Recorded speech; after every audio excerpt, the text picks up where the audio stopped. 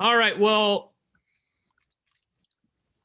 welcome to Conversations with Rotary Action People, folks, for Monday, February 8th. My name is Donald Hovis, your CWRAP host. I'm from the CWRAP Rotary Club in Myrtle Beach, South Carolina.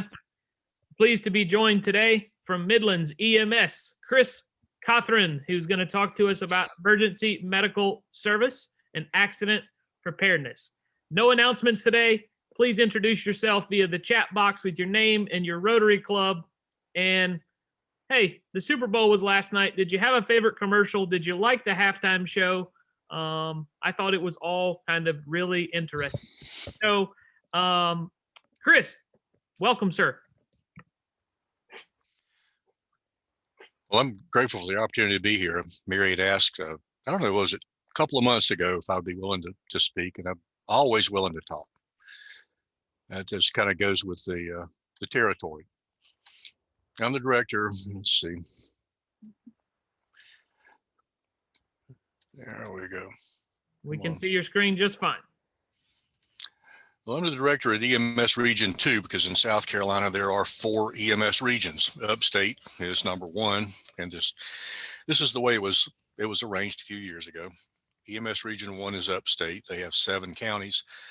EMS Region 2, that's the Midlands area, has 15. And then EMS 3 is PD and EMS 4 is Low Country. Each of those have 12 counties. We do a lot of administrative work, and we basically are an umbrella or under the umbrella of DHEC loosely. We are classified as a public health district. We do a lot of administrative work for the state, but also our responsibility is to recruit and train all levels of EMT personnel, both the initial level all the way up to paramedic. We also do what loosely called technical work or technical development, helping to move and advance EMS offering and EMS services throughout the state. COVID is our latest. Personally, I've been a paramedic now for, give or take, July will be 41 years. Back in the day, here's just a picture of an old truck. As a matter of fact, it's an old car. EMS was established along with a national EMS system in South Carolina in 1973.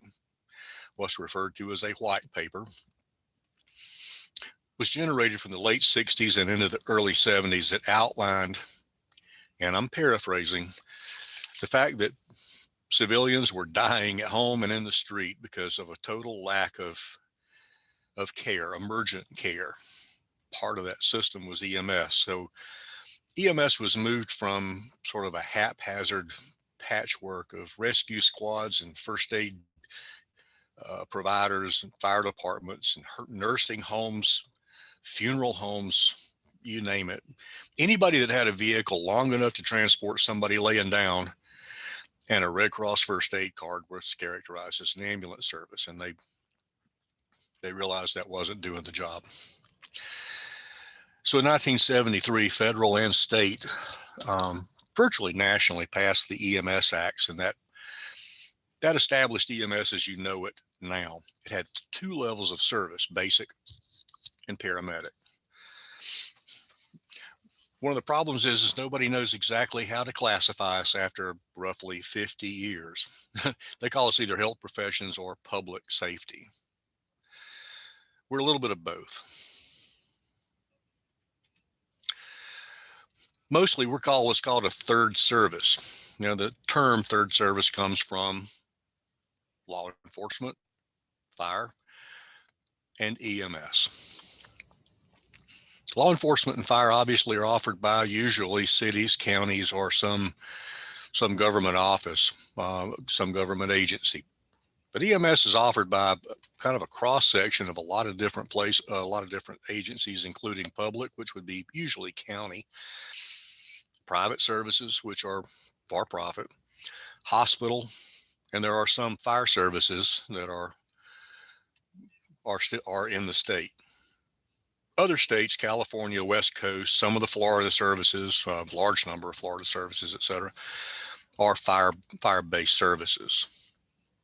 It's not any different. It's just that's simply where the offices are located. In South Carolina, EMS operates throughout all of these types of services and answers to about 2 million calls for service annually. There's about 272. That varies a little bit from day to day because private services are coming on and going off or being acquired. But currently we have 272 licensed services, a little over 10,000 certified EMS personnel, and we answer 2 million calls per year in this state. Now, when we break it down, roughly 22 to 24% are medical. Another, it varies a little bit. Trauma sometimes goes up and down, but at least 16 to 18%. It can be as high as 40. Nobody's ever found out why the trauma varies that much. Pediatric calls represent roughly 6% of our call volume. Kids are pretty portable, so they're easy to put into a car or other vehicle and carry to the hospital or doctor's office. So we don't get a lot of pediatric calls compared to adults. We also get a fair number of what we classify as geriatric. Most services look at geriatric as average of at age 65 or above. It varies a little bit because services can actually set their own parameters. But we get a large number of geriatric calls, the graying of the population, the increase in need for health care. There's a lot of reasons that we get more and more geriatric calls. And now we actually have a separate call volume for what are called bariatric calls. That's the morbidly overweight.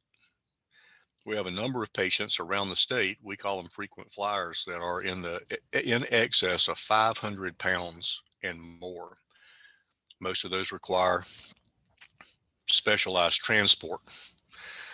It's not easy to get someone that is of that dimension in and out of a regular ambulance. The equipment simply won't allow it. So we have oversized stretchers and loading systems that help us get those folks in and out. Most of the services in the state are 911 services. Those are the ones that provide emergent care when you call. Now, most of those are provided by the county. For example, if you're local here, Richland and Lexington County, Calhoun County, Kershaw.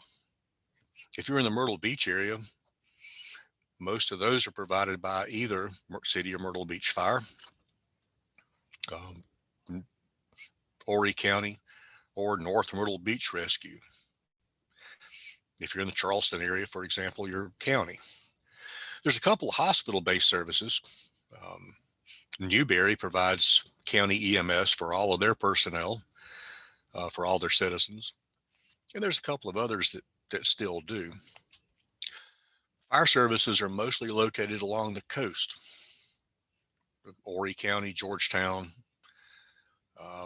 Hilton Head, Jasper. Some of those are fire-based services primarily. Now Colleton, where Walterboro is. And there's a handful of private services that contract with, like Anderson, Chesterfield County, Barnwell, Bamberg. Those counties are all contracted by a company called MedShore. They're based out of Anderson, but they have a large presence in the state. They simply contract with the county. Most people want to know what the private services do. Largely, they are in business to do transport services for what are called non-emergent patients. They transfer patients from home to the nursing homes, to the doctor's offices, from hospitals to home, nursing homes to the hospitals. Anywhere that's not a 911 call, they largely provide that service. They're called non-emergent, but make it clear a lot of these people are transporting very, very sick patients. They simply are not in the hospital. But the private services see a great deal of very sick people. They also provide some critical care transports as well. One tier that's small but very important are critical care ambulances. Largely, these are based out of hospitals, like Prisma, for example. Prisma provides a couple of different critical care trucks out of the Columbia and out of the Greenville area. Medical University in Charleston provides service to the Lowcountry. The units that provide these critical cares really and truly are a mobile doctor's office, mobile emergency room, or a mobile pediatrics ward. They're very specially designed, very expensive, and have probably the best technology that you could ever imagine rolling down the road. These people are often sent to transport people that are on literally as many as 10 IV drips. Pediatrics, newborns, premature children that are transported in bassinets or isolettes. We have people that are on LVADs and other cardiac transports that are on balloon pumps and a variety of different things. And they're transported with a very specialized staff. Sometimes a doctor, but more often critical care nurses, critical care trained paramedics, respiratory therapists. They literally do ICU work in the back of a truck from point A to point B. Very specialized. It's also very expensive. Lastly, the state does have 8 medical helicopters available to us. The aircraft that I have pictured here is the most common in the States, put out by a company called Aerospatiale, and they're called an A-Star. It transports 4 people, a pilot, a paramedic and a nurse, and 1 patient. Typically, this is a 3-blade and can carry those 4 folks fairly rapidly at an average ground speed of about 120 to 140 miles an hour. Picture 4 people in that helicopter. You don't have much room. In this particular helicopter, it is designed for speed. When you need to get someone to a hospital for surgery, transplant, or some sort of serious intervention, when speed over distance is essential. Obviously, weather is a complication for transporting people by air. You have to make a very careful determination whether or not the safety of the mission itself is worthy of calling a helicopter, especially to a scene call. Helicopter services are expensive to operate, but again, they are critical when speed is absolutely of the essence. I've ridden in both. I can tell you, you can do a lot more in the back of an ambulance, but you can only drive so fast. So helicopters do have a very critical presence. Essentially, what I was asked to talk about earlier was training and certification. And I can tell you a little bit about that. I mean, literally been training paramedics and EMTs since 1984. Entry requirements statewide are minimal. 18 years old by the time that you take the actual certification test, which is what we call a national registry test. You also have to have a high school diploma or GED by the time you test. That's the entry requirements. Now, you will have a background check by the time that you pass. The background check is a fingerprint. It goes through a national database, FBI, NCIS, SLED, a number of different hit points there. And once you pass the background check, certification can be issued. In South Carolina, certification is issued for 4 years, renewed every 4. There will be a driver's license check, even though that's not actually in the regulation, but there will be a driver's license check because you want to have someone that has a valid driver's license, not an SR22, and of course you want a good driving record. If someone has 3 reckless driving offenses and they're just not insurable, you don't want them for your service, trust me. Basic EMT is the first level. Now, we use the term basic EMT as an old holdback. It's just simply called emergency medical technician. That's the first level of certification, entry level for anybody in EMS in the state. There is a second level available. It's called advanced EMT. Yes, between EMT and paramedic. What an advanced EMT does is all of the basic skills, plus they do some respiratory and some diabetic work. They're able to give D50, which is a sugar water basically for low blood sugars.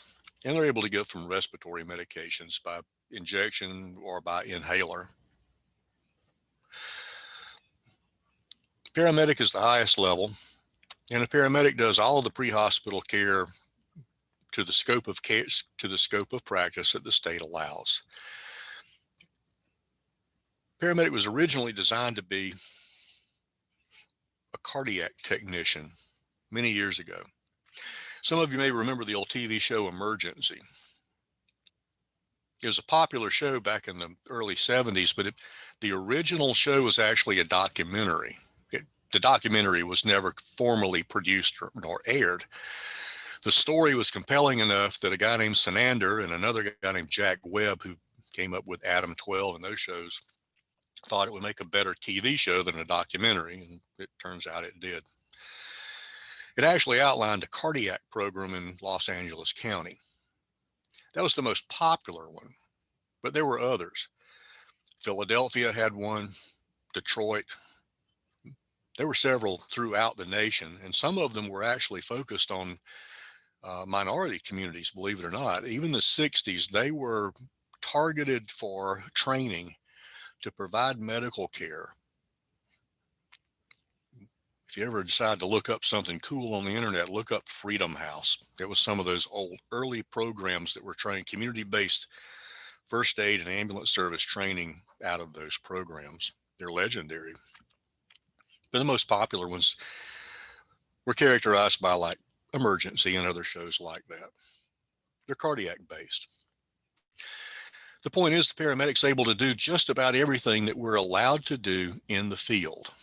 We're responsible for all levels of care,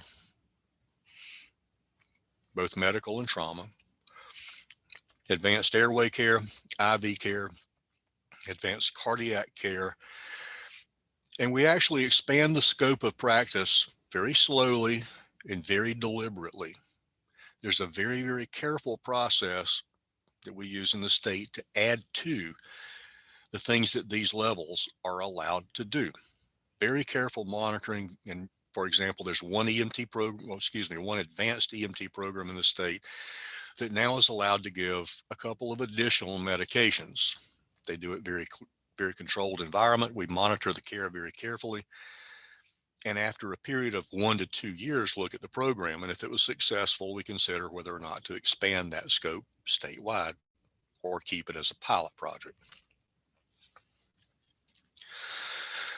The EMT is trained with a 200-hour class, mostly skill intensive.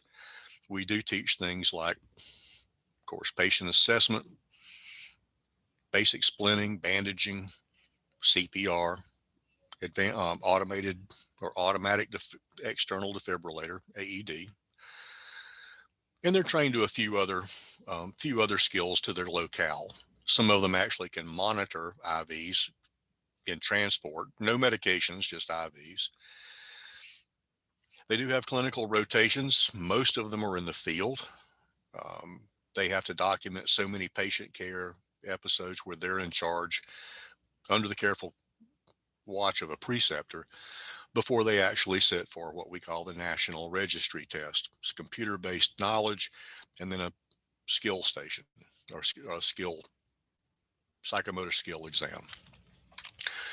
Once you pass EMT, you can move forward to the next level if you choose. This is an optional level.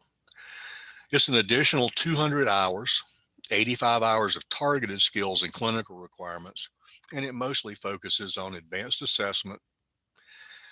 It does focus on treatment of respiratory problems, endocrine, such as diabetic problems and seizures, and a little bit of recognition, advanced recognition on cardiac, and EKG. They are not a cardiac technician, but they do provide some degree of advanced treatment. The last level is paramedic. You have to be an EMT, and after EMT, we highly recommend some degree of experience. At minimum 6 months, but we prefer a year or two before moving on to paramedic. During that time, we teach an anatomy and physiology class. It's an advanced anatomy physiology, 80 hours total. Now, I take my students to the gross anatomy lab over at the School of Medicine, and we work on some real bodies and give them a much better understanding of how to deduce what it is that they're going to be facing in the field. We make sure that they understand completely.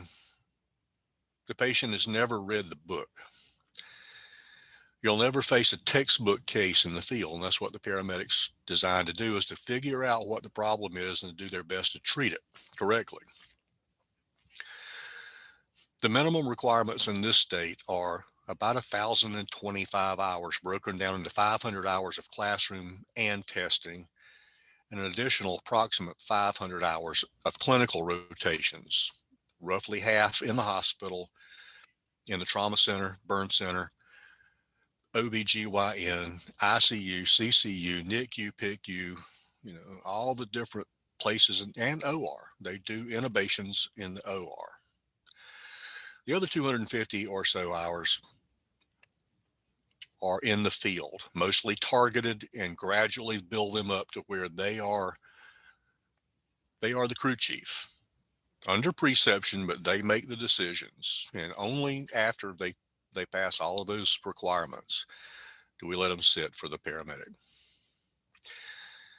In this state, it is a certificate, technically not a license, although legally there's not that many differences between the word certificate and license, but we are a certificate program. Most of the programs in the state turn out about, give or take, 80 to 100 paramedics per year in the certificate programs. There are degree programs in the state offered by several technical colleges.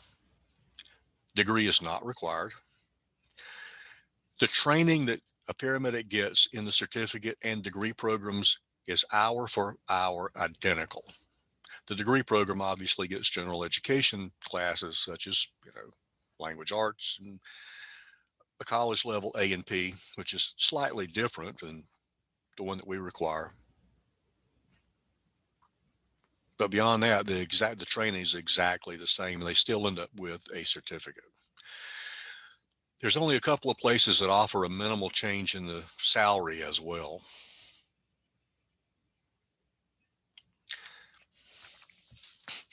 Lastly, some people want to know about the difference, or what experience we have, what changes we've had with COVID. It has changed the call volume a little bit. We get more COVID calls, of course. People think they have COVID, know they have COVID. We really haven't changed the way that we operate very much, to be honest with you. We already had in place isolation protocols and things for anything from respiratory to blood, any body fluids, we already had these things in place. It was not a big stretch for us to add a few things for COVID. What it has done is cause an increase in volume, relatively speaking, because we have people that sometimes are exposed and they have to be quarantined or isolated, and it's wreaked havoc with part of our staffing.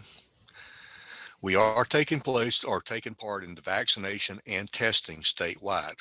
All EMS personnel are authorized after training to participate in testing and in vaccination administration. And we have a fair number of people that are doing that. It's kind of a part-time gig, but we're doing, of all the people that are giving the shots, we're right in there with them. The challenges that we have going forward, and you have heard this, I'm sure, but I'm very serious. We are right now understaffed, and part of that is because we're underpaid. We have a tough time recruiting EMS personnel statewide because with the same type of training or same level, same volume, hours, people can go and get a associate degree in physical therapy, respiratory therapy, nursing, any allied health, and have 12-hour shifts at a hospital at probably at least $10,000 to $12,000 a year starting pay higher. Now, we're working on that. We have a number of things that we're working on to improve retention and recruitment. But that's where we are today. For the most part, I hope that answers some of your questions as to what you can expect with EMS. And that is, we'll always be there for you. You have a good group of people that are providing the care, that are providing the training, and working to improve it every day. So be happy to have any questions, but if you have any, let me know. And I know we have to get off, but thanks for the opportunity. If you look at midlandsems.com, it has my phone number and my contact information. Thank you, Chris. We have a few minutes for question, folks. One in the chat box now is different in pay scale for nurse versus paramedic or EMT. EMT is the first level, and that varies starting from 32 to 34,000 up to about 42,000. There are a few that are a little bit lower, but for the 911 services in the larger privates, they start between 32 and 34. Paramedics start at 38 to 39. That's the base pay. Does not include overtime and required training. Some of the more, I guess for lack of a better word right now, progressive services that provide higher levels of income, their starting pay is in the upper 40s to lower 50s. Now that's a base pay based on 40 hours. We don't have 40-hour work weeks. We work more. So you get built-in overtime and built-in training. Compared to that, a starting nurse, depending on where they work, can start anywhere from the mid to upper 50s up into the 60s. So we're still talking a pretty large gap.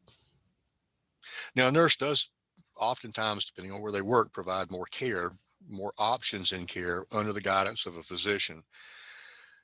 A paramedic does have a scope of practice under which we can practice, but and this is a bit of a tongue-in-cheek, we're a little bit more of an independent practitioner. We have wider range of standing orders to provide care before we have to contact a doctor en route to the hospital. And it's just the nature of what we do. It's a narrow range of things, but we have a lot of range of responsibility. Translated though, you can be a nurse and make nearly twice as much as an entry-level EMT and half again as much as an entry-level paramedic. Interesting. I got two questions here for you, Chris. What's one class or skill we could teach our club members that would assist our first responders? There's 3 or 4 different classes that are available through like the Heart Association. Now, we are not a Heart Association provider, although we use their classes. Heart Saver is one of them, which is CPR and some basic first aid. We always recommend people take a good CPR class and maintain a certification. Every 2 years, go through a refresher class. There's also several different levels of first responder or first aid training. Emergency medical responder is approximately a 44 or 46 hour class. It does have a CPR, but a lot of medical stuff. But I would start just finding either Red Cross or American Heart Association CPR and basic first aid. Most of the stuff is common sense, and if somebody collapses, CPR definitely helps. I can tell you from experience, it really does. Okay, and the final question I have for you is, my understanding is that there is a vast difference in pay, responsibilities, skills for EMTs, even within the same county. Why is that? That is true. It depends on which county. If you look at some of the larger counties, they have more resources and the ability to contract or attract higher paid personnel. I mean, if you were working in a business, if you're working in an area, there's a certain group you want to work for. You know, you're really targeting to go there. Look, from my history, I up through the years, you really wanted to work for either Charleston or Greenville or Spartanburg. Those were progressive, really good services that paid very well, and they had a tax base that could support it. They had administration that justified it. If you go to some of the other places, however, they were behind. I mean, if you look at some of the PD services, for example, unfortunately, some of the smaller counties just don't have the tax base. They try to attract good people and keep them for 4 or 5 years if they can before they move to a different, bigger, higher paying service. There's a handful in our region here that do, and a handful in the low country. And as far as different responsibilities, that's strictly up to the service. The service is overseen by administrators, but ultimately you have a medical control physician, a licensed MD or DO in the state that signs off on their level of care, on their protocols and what they can do. That physician may only allow a paramedic to perform as an advanced or even a basic EMT. It's their prerogative. Other counties do stay literally right on the top of things. Their doctors, their staff, they stay right on top of the research.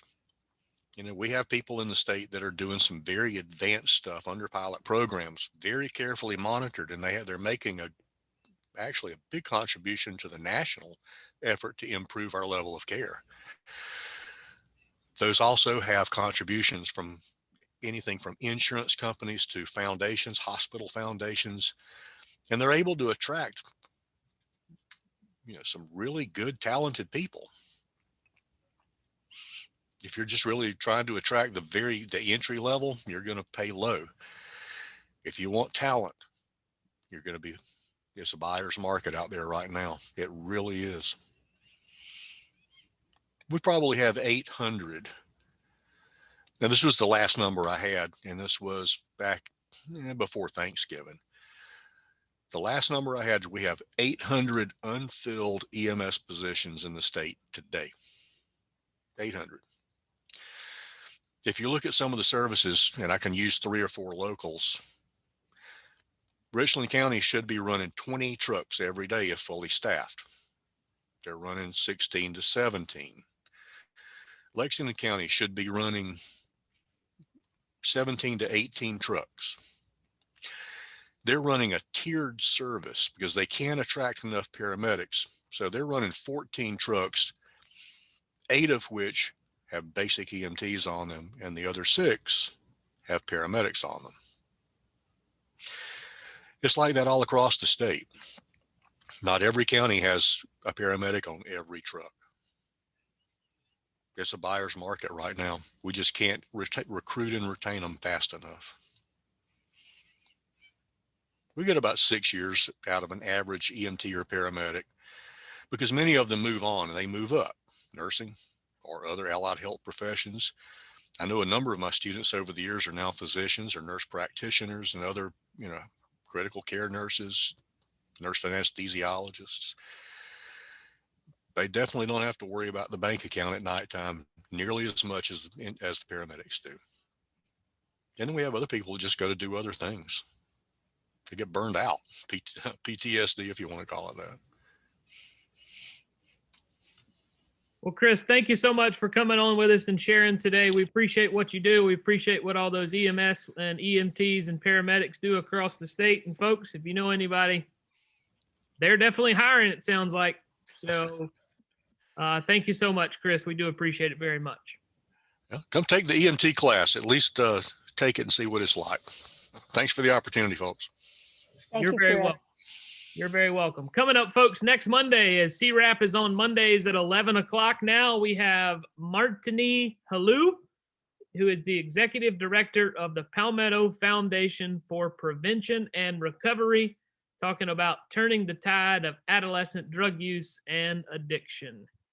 I will conclude today with the Rotary four-way test. Of the things we think, say, or do, is it the truth? Is it fair to all concerned?